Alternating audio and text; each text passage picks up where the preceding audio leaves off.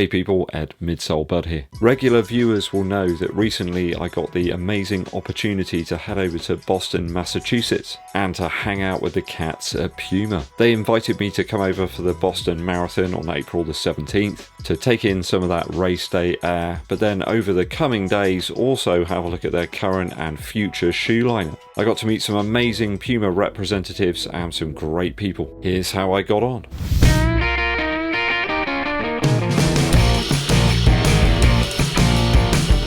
Thanks for tuning in, people. It is always appreciated. Help the channel to continue to grow by hitting that subscribe button and clicking the bell below for notifications.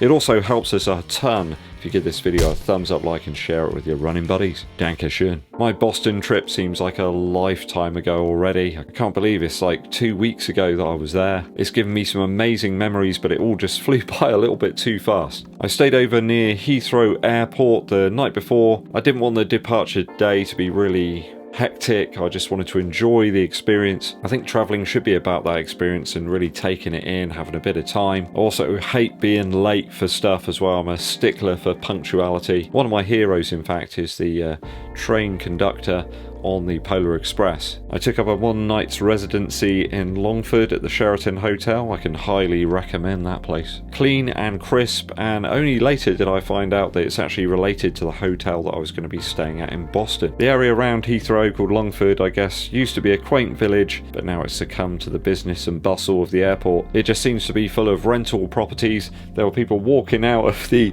houses there and going straight across the road, through the gates and into the airport. Triple glazed windows are probably an absolute must if you're going to live in Longford. Heading over on the plane, I took in the superb film Living, starring Bill Nighy, and we arrived on American soil on Sunday, sort of like early evening time. If you're interested, I was actually using the PUMA Forever Run Nitro in that sort of black, white and orange finish. That was my travelling shoe of choice. It just had loads of cushion there.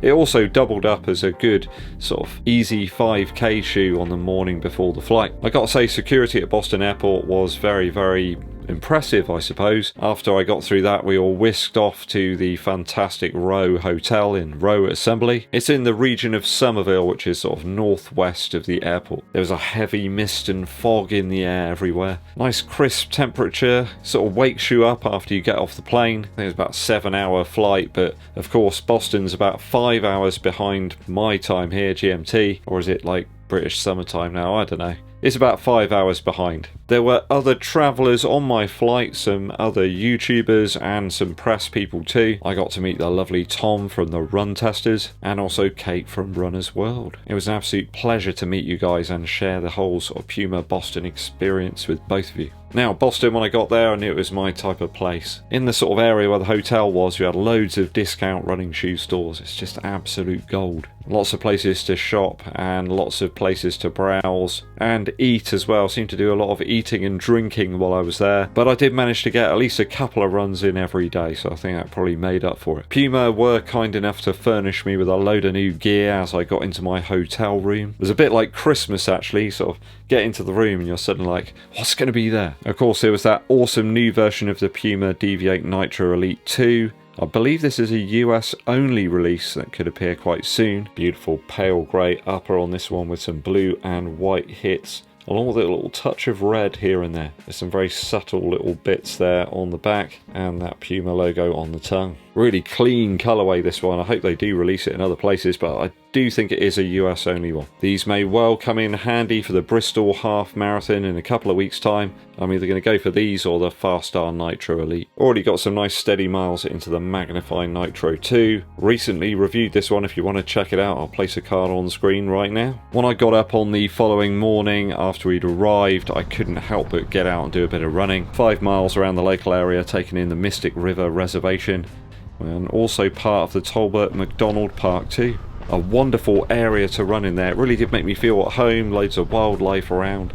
The air was just so clean. We were right by a freeway, but the lungs were really appreciating the air. It just felt easy almost. It's so great when you live in a more built-up location, but you've got easy access to some great running routes like that. On the morning of the marathon, we headed over on the train to get as close as we could to sort of the end section, through misty and muggy streets where the buildings stand so tall they disappear into the clouds. We arrived through lots of checkpoints and finally got to our destination, which was Dylan's Bar and Restaurant. I think it's like an old converted police station by the looks of it. Very hospitable though, I have to say. I was starving by that point. The bar was just up the road from the final turn of the marathon and with a great view of the home stretch. Great position, it was superb to see the athletes make their way around the corner into the last part. You could almost see the relief on the runners' faces as they came around that section and they realised that the end was in sight, it was just ahead of them. Conditions were very hard out there, colder temperatures than previous days and lots of rain throughout the run. My good buddies Alan Rideout and also Richard Clayton, well done to both of you. Fantastic work out there, people. Very tough conditions, I have to say. It was lovely to meet some of the Puma employees in the bar. We had a great time there, and later on that day it was over to a local bowling alley for some pool. Everyone else is bowling, but I just stayed on the pool tables because, you know, that's what I do. In fact, on Wednesdays I play in our local league here in Yeovil. Doing really well at the moment, on about 69% win ratio, so really happy with that. I'll keep you updated on that one as we progress through the league season. I think I took on like the running channel, Runner's World, and a few other people as well. Mainly victorious until I came up against the awesome Todd Folker from Puma. We played a strange mix of UK and American rules pool that night. I've no idea what was going on in the end, but I did manage to get at least one frame against him. He's a mean player, I'll tell you that now, guys. On the Tuesday morning, Tom from the Run Testers and I got back out for a speedier session, taking in the strange bouncy track near the Mystic River Reservation and across the bridge past a colossal hotel.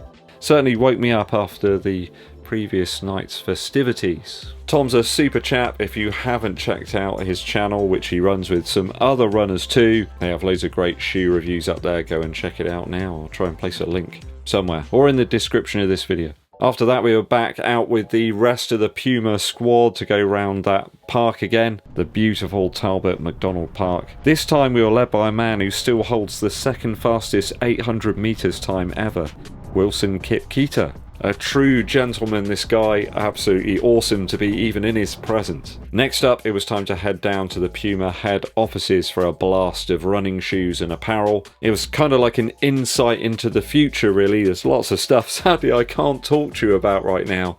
And I can't talk to you about it for a long time either. We got sight of some top athletes, including Edna Kiplagat. This lady's been on the podium of 4 major marathons, people. I think she's won New York, Boston and London previously. Highly decorated runner, and her kids certainly sound like they're into running as well. The audience got to sample some of the soon to be released and gear that's in development right now. As I say, I'm unable to tell you about some of those things. Some of the new stuff that Puma have got coming is absolutely insane. They're no doubt going to cause like big waves when they're released. It's really going to challenge our opinion of what like a running shoe is. That's all I'm going to say. Stay tuned for that. After lunch, I got to meet the lovely Todd Folker and Ned Brotman in some interviews. Now, some of you have really enjoyed those interviews and you want more, so if I do have the opportunity to do some stuff like that in the future, I shall make it happen. If you haven't checked out those interviews yet, please do. I'll place some cards at the end of the video so you can check them out. In the evening, we got whisked away on some water taxis to hang out with the Puma squad once again over at a restaurant on Pier 4. Also bumped into Sam Road Trail Run as well. That man has got an encyclopedic knowledge of running shoes going way back. Like, he knows every model. We were up running the next morning, which is like the final morning there. It went by so fast. This time round Boston and some of the famous sights. I got to see the Bunker Hill Monument, the TD Garden, which appears to change its name depending on the sponsor. It's a bit like the Emirates Stadium, I suppose. We visited the Paul Revere statue in the North End before finally arriving down at Boston Common. We're in for some more product launches back at the Puma offices next, and then my whistle-stop tour of Boston was sadly an end. I gotta say, I had an absolute blast heading over to the States and to get to meet all of those people at Puma. There were some fantastic people there. I can't wait to get back over to America for some more adventures. Thanks for having me, Puma. There are lots of exciting things coming from Puma over the next few months. Some massive stuff also next year in time for Paris, where the Olympics are happening. Whilst I was at the Puma store, I did manage to pick up some basketball shoes, of course. I couldn't go all the way to America and not come back with a single pair of those. Grabbed the LaMelo Ball MB2s in this late green and Puma Team Gold colourway. I think they're perhaps the most comfortable modern basketball shoes I've bought in a long while. Not overtly squashy, you've got like an EVA carrier there, but then nitro sections in the midsole, and once they've broken in they feel absolute magic now. Great commuting shoes as well. I wore them all the way back on the plane without any problems at all. I think I probably had them on for like 12 hours or something, and they were absolutely fantastic. So certainly highly recommended there, the MB2. Doesn't really have that bulky feel that you get with certain Jordan retro models. Nike just seem to be constantly churning out other versions of the Jordan 3, pretty much all the same kind of colorway, just swapping out one single section. They just all look the same. MB2, certainly this colorway, really does stand out. A quick musical interlude for you. When you're out there running, you want to try and get into some sort of rhythm, really find that sort of tempo and cadence that you need. One track that's been really helping me to do that is Lovesick by High Contrast. It's some of that early noughties drum and bass stuff. It just is so crisp and clean, has that sort of jazzy vibe to it. I found with a lot of drum and bass around that period, it got quite aggressive and sort of grimy and noisy. This has a little bit of style to it, a little bit of subtlety. The drums though are driving and really get you moving and keep you locked into that pace, so I recommend you go and check it out. It's not going to hurt the ears too much, it just feels like it's a little bit more of a refined sound. Lovesick by High Contrast. Thanks for tuning in, people, it's always appreciated. Hit that subscribe button and the bell below for notifications. Also give this video a thumbs up like, that really helps out. My name's Eddbud and I'll be seeing you